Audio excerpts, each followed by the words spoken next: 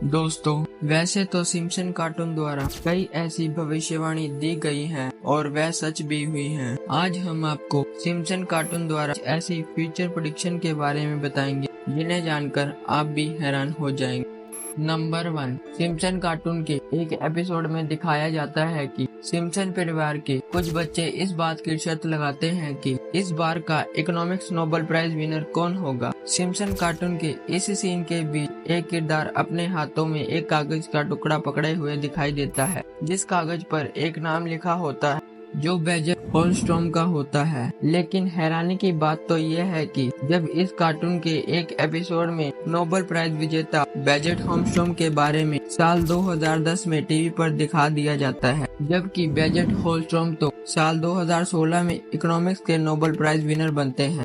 Number 2, Simpson cartoon ने साल 2014 के सीजन 25 के एपिसोड 16 में दिखाया जाता है कि फुटबॉल के सबसे बड़े संगठन फीफा के अधिकारियों पर देश में भ्रष्टाचार फैलाने का आरोप लगा दिया जाता है और फीफा के 7 अधिकारियों को गिरफ्तार कर लिया जाता है। और इसी एपिसोड में जर्मनी और ब्राजील की फीफा वर्ल्ड कप से बाहर होने की भविष्यवाणी भी की जाती है। ठीक इसी तरह का आरोप साल 2015 में फीफा के अधिकारियों पर लगाया जाता है और फीफा के 7 अधिकारियों को गिरफ्तार कर लिया जाता है। साल 2015 में ही जर्मनी और ब्राजील की football team FIFA world cup से बाहर हो जाती।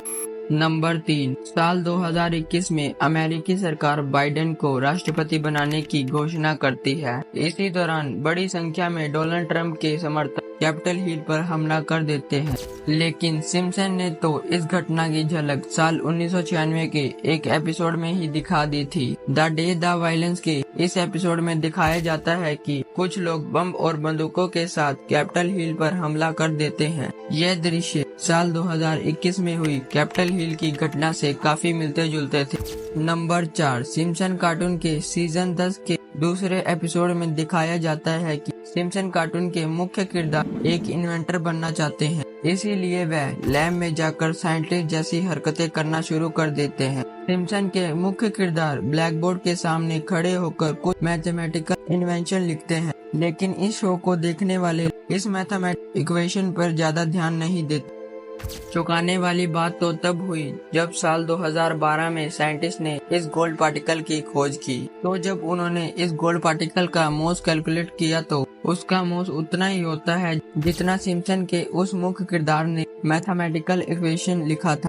नंबर 5, साल 1993 में सिम्पसन के एक एपिसोड में दिखाया जाता है कि पूरी दुनिया में एक खतरनाक वायरस फैल जाता है और कई लोगों की जान ले लेता है। ठीक इसी तरह 27 साल बाद साल 2020 में कोरोना नामक एक खतरनाक वायरस फैल जाता है, जिसके कारण पूरी दुनिया रुक जाती है और कई लाखों लोग मारे जाते हैं। लेकिन सिम्पसन कार्टून ने इस वायरस का नाम कोरोना नहीं बल्कि ओसाका बताया।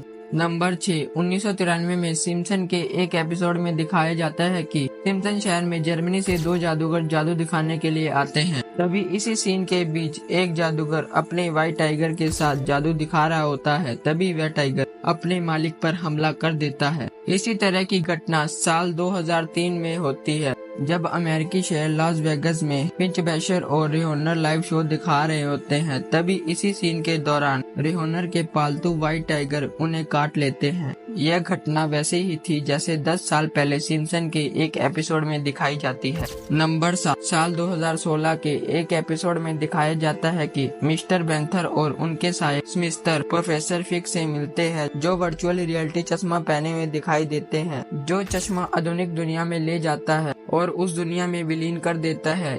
ये आविष्कार असल जिंदगी में भी हुआ है, जब फरवरी 2024 में एप्पल कंपनी ने एक ऐसा ही डिजिटल चश्मा बनाया जिसे विजन प्रो भी कहा जाता है।